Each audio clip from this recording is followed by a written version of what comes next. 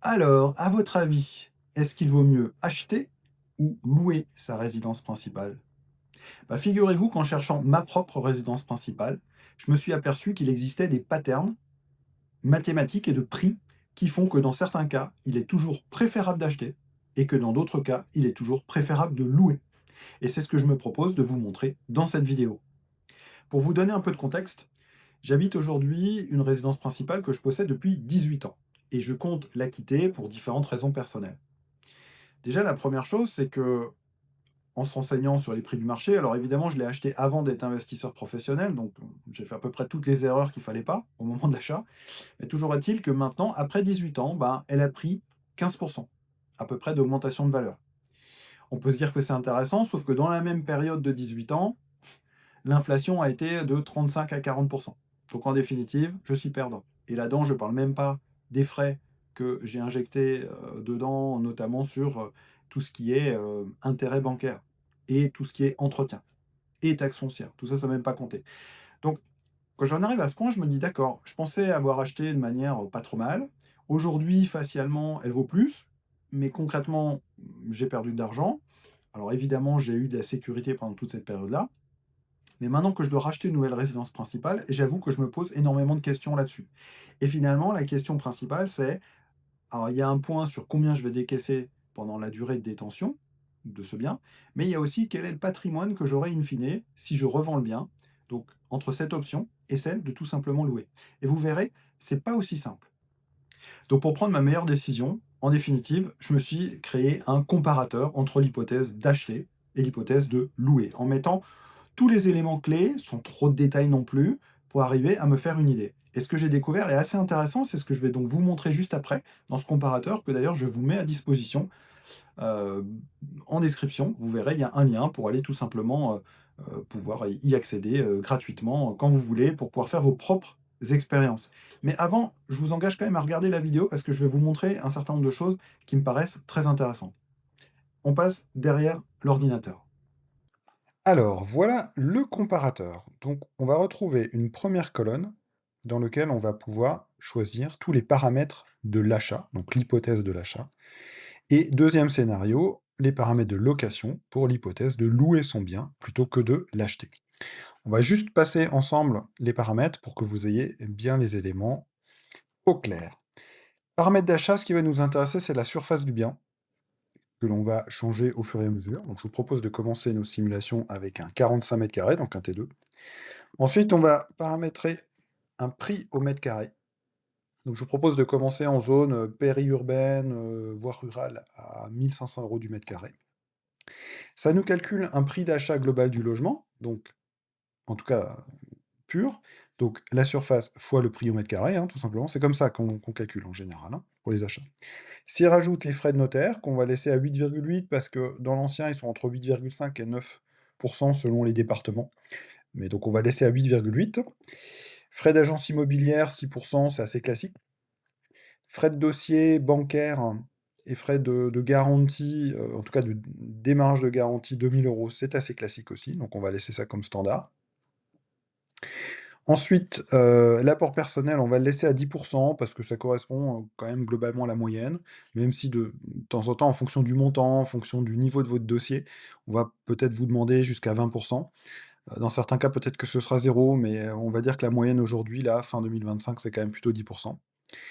Donc ce qui fait que le reste à financer est de 72 000 €. Pourquoi? Parce qu'on a pris le prix d'achat brut du bien, auquel on a rajouté tous les frais, donc on arrive à 79 000. Et ensuite, on retranche l'apport personnel et on arrive donc à financer 72 740 € dans ce cas d'exemple. On part sur une durée de prêt moyenne de 20 ans. C'est pareil, c'est relativement standard. Sur une résidence principale, on peut être parfois à 25 ans, parfois à 15 ans, mais prenons le 20 ans qui correspond à la moyenne des prêts les plus attribués. Différé de remboursement, on va le laisser à 0. C'est si vous faites beaucoup de travaux, vous pouvez avoir la possibilité de commencer à rembourser qu'au bout de 6 mois, 12 mois, 18 mois, des fois jusqu'à 3 ans. Mais là, pour simplifier, les simulations, on va laisser à 0. Vous pourrez jouer avec si vous voulez. Et puis, le taux du prêt bancaire, on est à 3,4. Alors, c'est un taux moyen là, sur, octobre 2025. Donc selon le moment où vous découvrirez cette vidéo et où vous utiliserez le comparateur, hein, puisque je le rappelle, je le mets gratuitement à disposition, vous verrez bien quel est le taux moyen. Actuellement, c'est entre 3,1-3,2 pour vraiment les meilleurs dossiers avec des niveaux d'emprunt pas très importants et du 3,5-3,6 pour des dossiers plus importants en termes de montant ou avec, des profils un peu moins intéressants pour la banque. Donc 3,4 on est pas mal et ce qui fait que dans ces conditions-là, vous aurez un coût annuel du prêt qui sera de 5 018 €. Bien sûr, il sera payé mensuellement, mais par an, ça vous donnera ça. C'est important parce que ça simplifiera les calculs pour nous, plus tard, de calculer ce prix à l'année. S'il rajoute, des frais, donc j'ai mis par défaut à 2,5 du prix d'achat. Pourquoi? Parce que donc là, on va retrouver la taxe foncière, on va retrouver, les frais d'entretien, l'entretien d'une chaudière, le changement d'un lave-linge, toutes ces choses-là, en fait, qui arrivent au fil de l'année et que vous avez quand vous êtes propriétaire, mais que vous n'avez pas quand vous êtes locataire. Puis, une évolution annuelle de la valeur du bien. Là, l'idée, c'est de pouvoir, transcrire la création de patrimoine. Donc vous le verrez, on va inclure, la revente du bien pour calculer justement le retour sur investissement et la création de patrimoine. Donc on va considérer que notre bien a pris à peu près 1 par an, ce qui correspond à la moyenne, hein, en France, hein. Alors des fois, on va être plutôt à 1,5, des fois, on est à moins 15. Mais voilà, ça dépend des années, ça dépend de où vous vous situez dans le flux. Et dans la période, mais donc on va partir sur 1 qui est une hypothèse raisonnable. Après pareil, vous pouvez jouer avec. Pour ce qui est de la location, il y a moins de paramètres, puisque finalement vous avez d'abord un sujet de loyer au mètre carré, c'est comme ça qu'ils sont calculés les loyers en tant qu'investisseur, en tout cas c'est comme ça qu'on fait. Donc vous verrez, on va l'ajuster pour que concrètement, le loyer mensuel hors charge de chacune des hypothèses qu'on va travailler ici, de taille de bien et de zone, soit en cohérence. Voilà, c'est des prix qu'on connaît, donc vous verrez comment on va faire.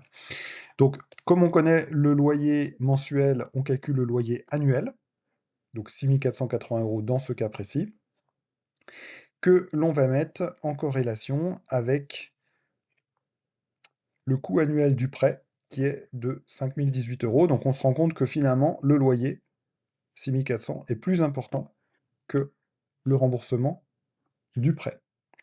Ça donne un peu une idée sur la suite, d'ailleurs, de cette, analyse-là particulière.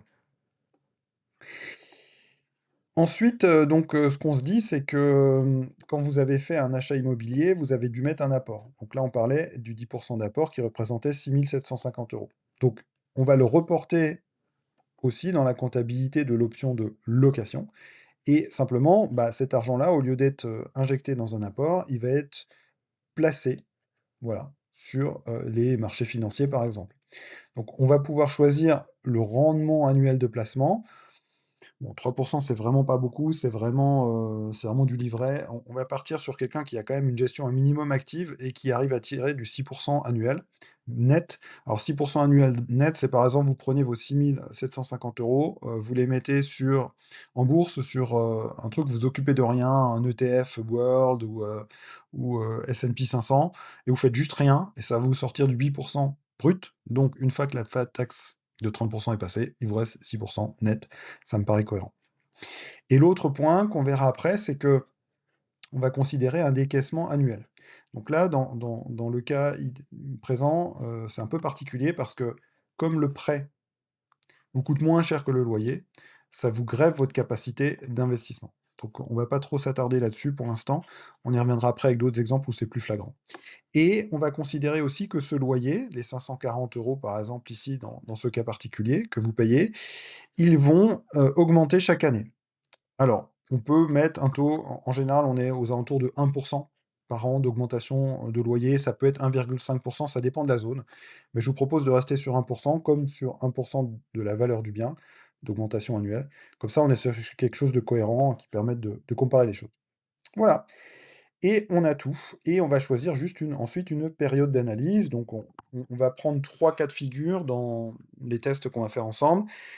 10 ans, c'est-à-dire en gros, j'y suis, mais pas très longtemps. Alors 10 ans, ça sera à peu près la même chose sur 8 ans, 9 ans, 10 ans, 11 ans, 12 ans, hein. Voilà, on va prendre, quelque chose de moyen.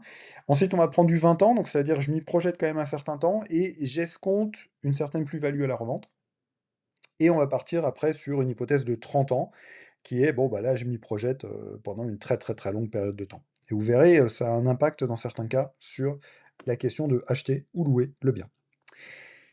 On a fait le tour, donc ce comparateur, hein, je vous le mets à disposition, il y a un lien, en bas dans la description de la vidéo et donc vous pourrez y revenir quand vous voulez, vous pouvez l'ajouter aux favoris, très facilement. Donc on va commencer nos simulations. Première hypothèse, un bien qui fait 45 mètres carrés dans une zone à 1 500 € du mètre carré, donc encore une fois, zone plutôt rurale, je dirais. Et donc là, vous allez avoir un loyer qui va être, oui, pour ce genre de surface-là, dans ce genre de zone, vous serez aux alentours de 540 €. Et donc on va lancer l'analyse, la comparaison. Et donc dans ces comparaisons, vous obtenez 2 choses. Vous obtenez des graphiques, vous obtenez un tableau détaillé des chiffres si vous avez envie de regarder en détail, et vous obtenez un résumé global de qu'est-ce qui est plus intéressant ou pas. Donc c'est très facile à utiliser, hein. Donc on va regarder les graphiques. Les graphiques, il y en a 2. Le premier, ce qui est intéressant, c'est l'évolution des coûts cumulés. Donc finalement, combien on dépense année par année dans les deux options. Donc là, en bleu, viennent la partie achat et en rouge rose, là, la partie location. Donc les 2 hypothèses, on les voit apparaître. Et donc typiquement, là, on voit qu'il y a une corrélation assez nette. Ils sont très parallèles, les 2 courbes. Pourquoi? Parce que finalement, le loyer est relativement similaire à la traite mensuelle de remboursement du prêt. Donc c'est à peu près normal qu'on constitue de la valeur à la même vitesse. Par contre, enfin en termes de coûts, et par contre, au début, on a un peu plus de coûts évidemment avec l'achat puisqu'il a fallu débourser, bah, tous les frais liés, à l'investissement. On l'a vu tout à l'heure, notamment les frais de notaire, les frais d'agence, les frais bancaires, l'apport personnel qui a dû être injecté au point de départ et donc c'est ça qu'on va retrouver en année 1. Bien sûr, après, ils n'y sont plus. Je précise aussi que ces graphiques ont plus ou moins lissé la question du remboursement du prêt entre la partie qui est amortissement de la somme et la partie purement intérêt qui sont versés. Mais, il y a quand même, un peu de maths là derrière, puisqu'on sait qu'au tout début, c'est essentiellement des intérêts sur les premières années de remboursement et assez peu de capital et que les 2 balances en fait, viennent s'inverser au bout d'un moment et à la fin, on rembourse quasiment plus que du capital et quasiment plus d'intérêts. La banque, elle prend d'abord tous les intérêts dans la première phase du prêt, tout simplement parce que c'est son risque, en définitive. Voilà, et donc le deuxième graphique, il concerne l'évolution du patrimoine et c'est finalement celui-là qui va nous intéresser le plus, parce que ce qu'on va chercher à savoir, c'est du coup, bah, là, en année 10, est-ce que j'ai créé plus de patrimoine en achat ou en location? Et là, c'est sans appel. On se rend compte qu'en location, on a créé en 10 ans 12 000 € de patrimoine. Alors comment on les a créés? On les a créés sur la base des 6 750 qu'on a placés au début avec 6 de rendement et donc, bah, ça, au bout de 10 ans, ça vous donne ça. Donc en gros, c'est comme ça qu'a été calculé et de l'autre côté, on va prendre, bah, tout simplement le fait que, bon, on a injecté de l'argent au point de départ et puis chaque année, on a remboursé une partie du prêt, donc une partie d'amortissement. Encore une fois, c'est assez théorique, hein, comme chiffre, hein. L'idée, c'est de simplifier pour que ce soit compréhensible, mais donc on a évidemment un amortissement de patrimoine qui est quand même plus important, bien évidemment. Donc dans ce cas de figure-là, où on était donc, je rappelle, sur 45 mètres carrés en zone rurale à 1 500 € du mètre carré, eh bien, il y a un net avantage pour l'achat avec, à 10 ans, une différentiel de 30 000 € quasiment de patrimoine créé. Donc là, dans ce cas-là, il vaut mieux acheter. On peut faire le calcul sur une durée d'analyse de 20 ans, donc du coup, on est sur une projection plus longue et là, eh bien, on obtient la même chose parce qu'en fait, si on regarde les courbes, on a une corrélation identique, c'est-à-dire que l'achat va partir beaucoup plus haut en termes de création de patrimoine que la location qui reste relativement stable en définitive, parce qu'on n'avait pas tellement posé en placement au point de départ. Ensuite, ben, finalement, la traite de remboursement est moins chère que le loyer, donc on n'a pas une capacité d'investissement très forte, complémentaire chaque année, et donc on se retrouve avec cette courbe très logique. Maintenant, ce que je vous propose, donc ça, c'est quand même c'est assez intéressant parce que donc sur cette surface-là, voilà, on a obtenu ça. Maintenant, ce que je vous propose, c'est de doubler le prix. Au mètre carré, donc on est dans une zone plus chère. Là, on est plutôt dans une zone périurbaine un peu dense ou, dans une ville, mais, pas en centre-ville, pur. Et donc, là, votre 45 mètres carrés, il va vous coûter un peu plus cher en loyer. Je pense que vous allez être, plutôt aux alentours de 650 € hors charge. Ouais, ça me paraît ouais, c'est peut-être un peu beaucoup. 630, voilà. Là, ça me paraît cohérent. 45 mètres carrés dans une zone à 3 000, vous allez globalement être à 630 de loyer. Et donc qu'est-ce qu'on obtient? Là déjà, on se rend compte que, bien sûr, le prix d'achat est plus le même, hein, parce qu'on a doublé le prix au mètre carré, donc forcément le prix brut a doublé. Du coup, les frais ont augmenté en proportion, l'apport est plus important et le reste à financer aussi. Ce qui fait que la traite, le remboursement annuel, il a doublé, de manière relativement logique, enfin plus ou moins doublé. Ce qu'on voit aussi, c'est que du coup, on est obligé de mettre un apport personnel de 10 toujours, hein, qui représente maintenant 13 500 €. Encore une fois, hein, j'aurais presque dû plutôt prendre ce chiffre-là, mais bon, tant mieux, tant mieux. Du coup, c'est plus facile. Et donc, ces 13 500 €, ce qu'on va faire, c'est que si maintenant on n'achète pas, mais qu'on loue, on va les mettre en corollaire ici, on va les placer dès le point de départ, toujours à 6 on laisse les mêmes valeurs, hein, ça sert à rien d'échanger. Par contre, c'est 2 fois plus qu'avant. Et la grosse différence maintenant, c'est qu'on a une capacité d'investissement complémentaire chaque année. Pourquoi? Parce que là, on rembourse 9 897 € de prêt et ici, on n'a que 7 560 € de loyer. Et donc, pour la suite des simulations, on va considérer qu'on dépense toujours la même somme, pour que les choses soient égales par elles-mêmes. Donc, on va considérer que dans les 2 cas, on va dépenser 9 897 €. Dans un cas, c'est uniquement pour rembourser le prêt et dans l'autre cas, c'est pour payer le loyer et le différentiel, on va pas le claquer, au casino, on va aller l'investir sur le même placement que l'autre, à 6. Donc chaque année, on aura une capacité d'investissement complémentaire de 2 337 €. Enfin, en tout cas, la première année, c'est ça, puisque après, comme le loyer va augmenter chaque année, cette capacité d'investissement va baisser au fur et à mesure. Autant, on est en France, on a la chance d'avoir des taux bancaires qui sont fixes, donc ce montant-là, ce sera le même pendant toute la période qu'on va regarder. Autant, le loyer, lui, va augmenter avec le temps, donc la capacité d'investissement supplémentaire va baisser. Et donc si on se repositionne sur une durée de 10 ans, donc je rappelle, on est sur 45 mètres carrés toujours, par contre on est dans une zone à 3 000 € du mètre carré, qu'est-ce qu'on obtient?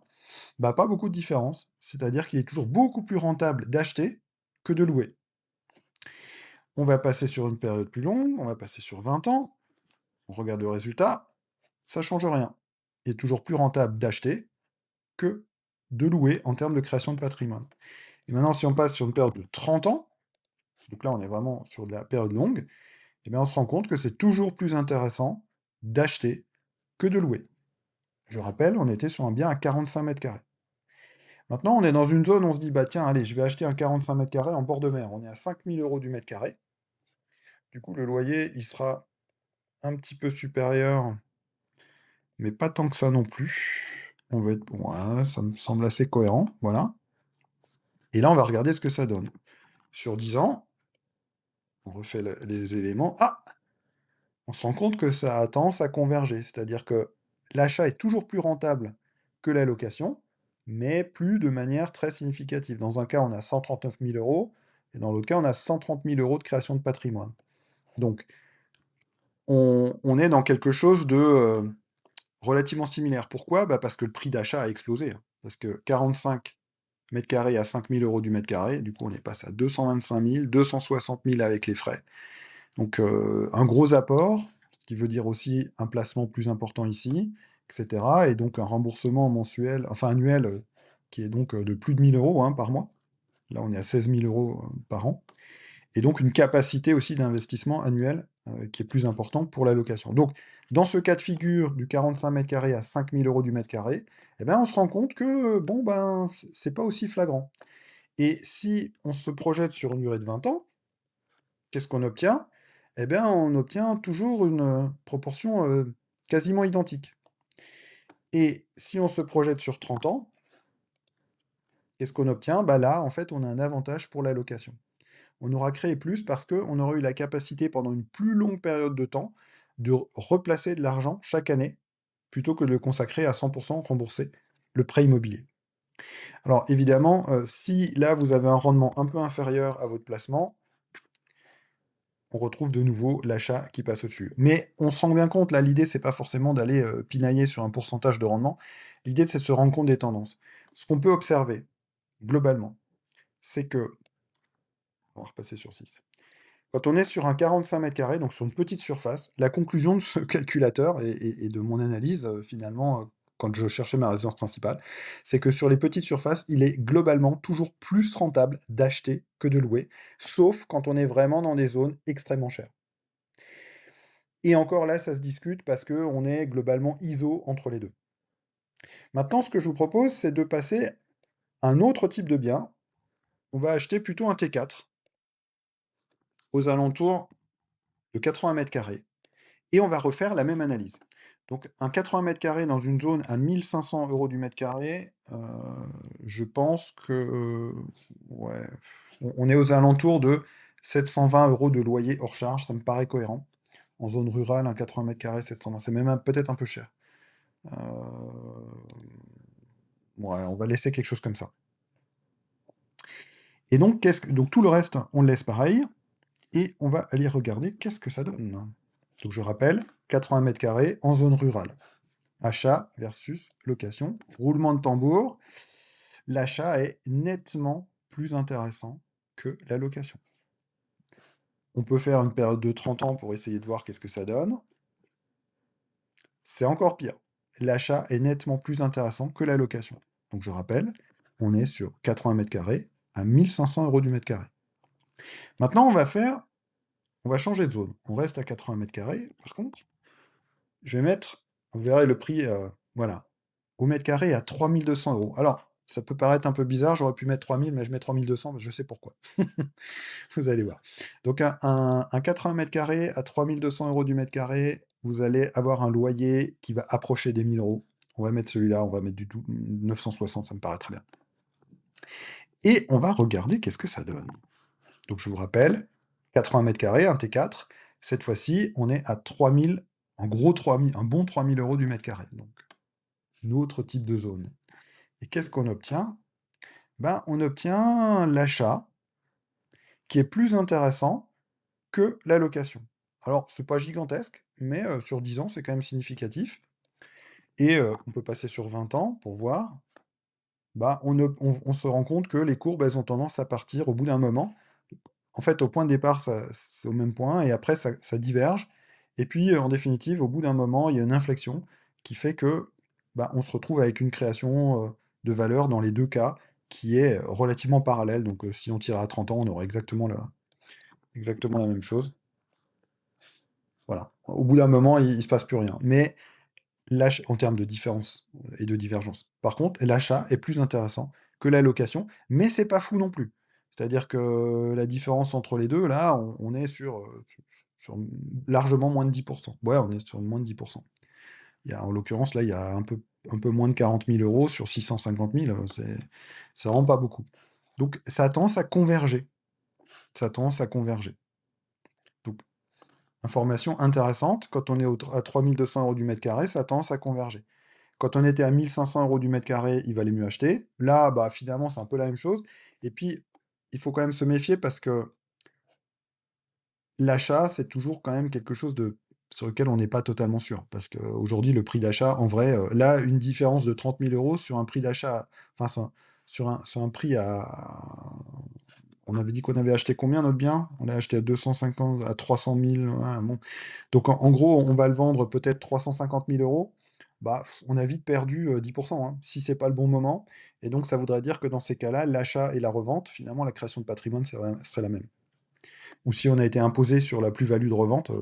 Donc potentiellement, on est dans quelque chose de très similaire entre les deux hypothèses. Donc autant le 80 mètres carrés à 1 500 mètres carrés, à 1 500 € du mètre carré, c'était intéressant d'acheter. Autant à 3 200, bah, c'est c'est un peu neutre, on va dire. Et maintenant, on va passer juste à 4 000, donc juste un tout petit peu au-dessus. Donc là, il faudra un peu augmenter notre loyer aussi. Ouais, je pense que là, on est assez cohérent. On va regarder. Et là, ah, qu'est-ce qu'on voit? La location est plus intéressante que l'achat. En tout cas, sur une durée longue de détention. Et si on se met sur une durée plus raisonnable on va même, ouais, on va faire les deux. On va mettre sur une durée plus raisonnable de 20 ans, bah, on est vraiment complètement ISO pareil. Et sur une durée de 10 ans, bah, il y a à nouveau ce léger avantage à l'achat par rapport à la location. Donc on voit bien que finalement, sur un 80 mètres carrés, on a ce que je trouve un espèce de sweet spot aux alentours de 3 200, peut-être 3 500 dans certains cas. Qui fait que, bah, globalement, on est à peu près, au même prix, finalement, entre les 2 options. En tout cas, la création de patrimoine est la même. Donc dans un cas, vous avez la sécurité d'être chez vous et dans l'autre cas, vous avez la tranquillité d'esprit de pas vous occuper de toutes les dépenses. Parce que là, sur une période de 10 ans, non, mais sur une période de 30 ans, vous avez potentiellement une chaudière qui claque et tout, ce genre de choses qui commencent à coûter extrêmement cher. Et par contre, donc si vous êtes sur une, zone à 5 000 € du mètre carré, là, on va reprendre l'exemple du bord de mer, avec votre appartement à 80 m², donc là, on va un peu augmenter le prix, mais pas tellement. Qu'est-ce qu'on obtient? Bah, on a de nouveau la location qui prend l'avantage. Et ça, pour le coup, la location, c'est peut-être un peu plus sûr que, l'hypothèse de revendre son bien. Et si on se projette sur une durée plus longue, sur une durée de 20 ans, et ben la location prend beaucoup plus le relais. C'est très contre-intuitif parce que, d'habitude, on nous dit que plus vous restez longtemps, plus il est rentable d'acheter. Bah, en fait, les chiffres disent l'inverse. Là, en l'occurrence, sur une durée de 30 ans, dans ces conditions-là, donc quand le loyer est cher, bah, il vaut mieux louer que d'acheter. Et là, le différentiel, il est quand même assez considérable parce qu'on a 300 000 € d'écart. Donc, on n'est pas sur, moins de 10. Là, on est sur 25 globalement d'écart. Et si je reviens juste, à mon sweet spot, comme je vous le disais, par contre, c'est vrai que et donc là, il faut qu'on redescende. Tac, tac, 3200. Ouais, on va être par là. Hop, voilà, là, on était sur la corrélation. Ce que je vous propose maintenant, c'est de regarder un logement plus grand. Donc on va dire: «Bah, tiens, moi, au lieu de prendre un appartement, je vais prendre une maison». On va juste regarder rapidement les 3 hypothèses. Alors, une maison de 120 m² dans une zone à alors là, on va être aux alentours de ouais, aux alentours de 900, ouais, à peu près 1 000 € hors charge pour une maison de 120 m² dans une zone à 1 c'est même un peu cher. Mais bon, on va rester là-dessus quand même, ça paraît cohérent. Et donc, qu'est-ce qu'on obtient? Dans ce cas de figure de la maison, on a l'achat sur une durée courte, qui est beaucoup plus intéressant que la location. Évidemment, sur une durée très longue, on obtient la même chose. Mais pourquoi? Parce qu'on est dans une zone à 1 500 € du mètre carré. Alors reprenons notre sweet spot à 3 200 € du mètre carré. Là, du coup, la maison, elle va plutôt coûter, à peu près ça. Là, on est sur un prix qui me paraît, cohérent. Qu'est-ce qu'on obtient là? Ah! Comme par hasard, on a augmenté la surface du bien, mais on a toujours une corrélation finalement entre les 2 courbes. Alors bien sûr, en fonction de l'année où on s'arrête, c'est plus ou moins l'un ou l'autre, mais on se rend bien compte que globalement, c'est ISO. Donc quand on est à 3 200 € du mètre carré sur une période, même sur cette longue période, on retrouve quasiment la même création de patrimoine dans les 2 cas. La différence étant, je le rappelle, que dans un cas, dans la location, vous êtes complètement libre de ce que vous faites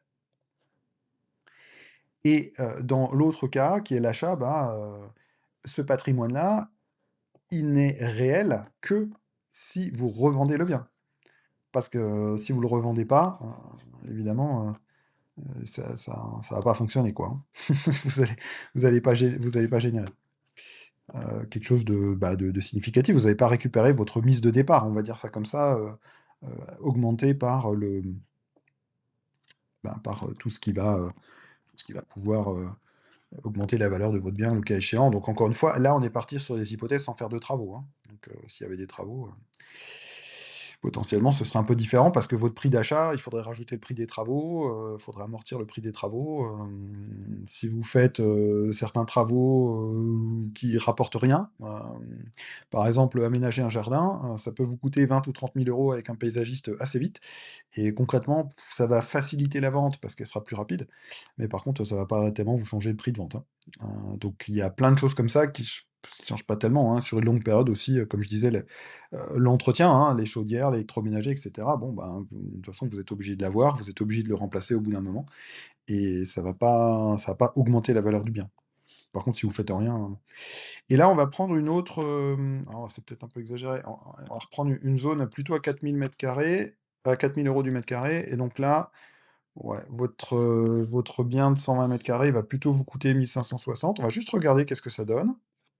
Sur une durée de 10 ans d'abord, et ben, on a à nouveau, bon là, on est peut-être pas assez éloigné et je vais juste du coup, je vais prendre une durée de 30 ans. Lac, bah, on a de nouveau la location qui prend le relais et par contre, là, on est ouais, on est vraiment un peu entre les 2, hein, dans cette zone autour de 3 500 et finalement, plus la surface du bien est importante, plus le prix, les fameux 3 200 vont glisser vers les 4 000. Donc on est autour de 3 500, 3 200, 3 500 selon le type de logement. La taille de logement, ça va glisser vers ça. Hop et donc là, si on essaye ça, donc là, on a un bien beaucoup plus fort et si on est sur une période, allez, on va faire une période intermédiaire, 15 ans, bah, on a quand même la location. De toute façon, on voit très vite, hein, la location est plus intéressante. Donc comme là, j'ai monté mon prix au mètre carré, la location redevient intéressante. Je trouvais important de vous montrer quand même un certain nombre d'exemples, mais donc ce qu'on peut en retenir en termes de règles, et c'est ça finalement le point clé, c'est que quand il s'agit de petites surfaces, typiquement un T2, en définitive, acheter est toujours plus rentable que louer, quelle que soit la zone et quel que soit le prix au mètre carré et quelle que soit la durée de détention. Par contre, si vous êtes sur des surfaces plus importantes, à partir du T4, hein, donc du 80 mètres carrés et supérieur, on se rend compte qu'il y a un sweet spot aux alentours de 3 200 euros du mètre carré, donc en termes de marché. Alors, c'est pas une vérité absolue, mais on est quelque chose entre 3 000 et 3 500.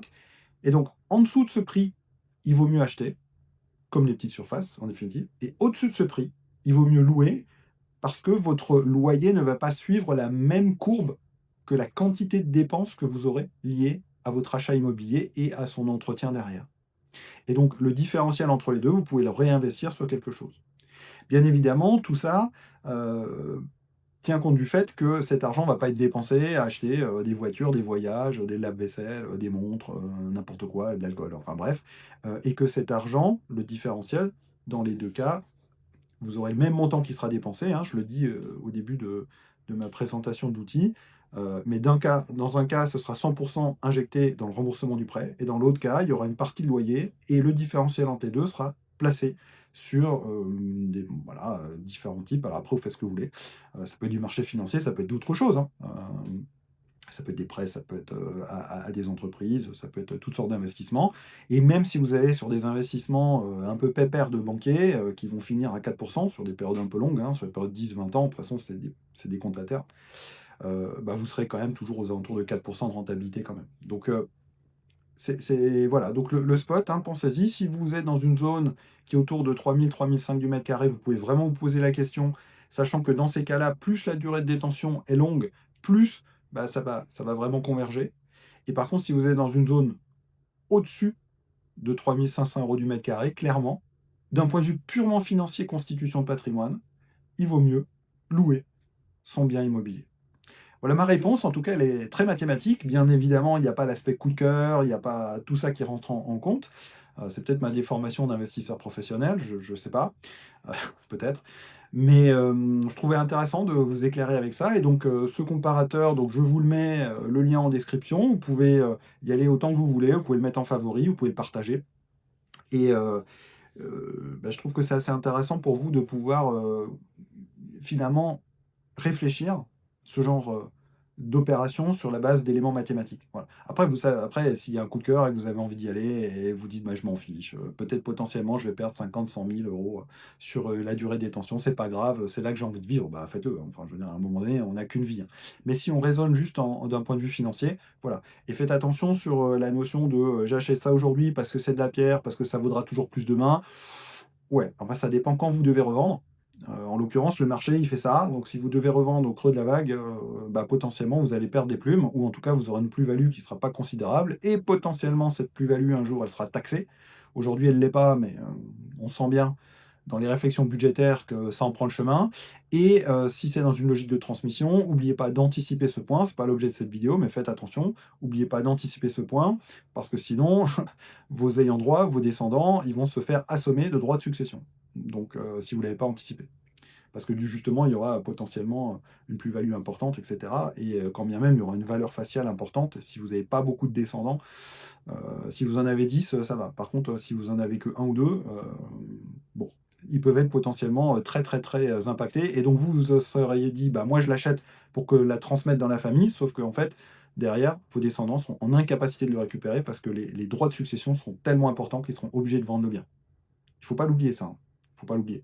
Et après, bon, bah, la fiscalité, taxes foncières, etc., vont en augmentant. Bon, là, j'en ai pas tenu compte dans ces calculs parce qu'à un moment donné, il faut simplifier un peu les choses. Mais bon. Et un autre élément, c'est que justement, dans la notion de coup de cœur, parfois on peut se dire, bah, tiens, moi j'ai envie d'acheter, je sais pas, il y a une maison formidable à 150, 200, 250 mètres carrés dans une zone, on va dire bourgeoise ou vraiment premium, le bord de mer, quoi, hein, typiquement. Dit, bah, moi je le veux parce que quand même, c'est trop formidable. Ouais, mais c'est un piège, hein. C'est un piège. Alors pour mon compte personnel, je préfère finalement la louer en BNB, même sur une longue période et même si ça coûte cher sur le moment, plutôt que de prendre cet achat sur la durée. Maintenant, chacun est différent. Et voilà, donc en tout cas, si les sujets de l'investissement, si les sujets de l'immobilier vous intéressent, bah, je vous incite bah, à vous abonner à cette chaîne, à liker, partager cette vidéo. Et je vous ai mis aussi, si justement vous êtes dans une phase de réflexion autour de votre résidence principale, soit pour en acheter une, soit potentiellement pour changer de résidence principale, et je vous ai aussi mis le lien vers deux outils que j'ai développés, par exemple, de nouveau, hein, c'est dans le cadre de mon activité professionnelle, DPE Wizard qui vous aide à optimiser la rénovation énergétique. Donc soit vous êtes dans une logique de vous allez vendre, soit vous êtes dans une logique de je vais acheter. Et donc, qu'est-ce qu'il est intéressant de faire dans votre cas très particulier en termes de rénovation énergétique sans vous ruiner, et en tout cas dans une logique un peu rentable de la chose.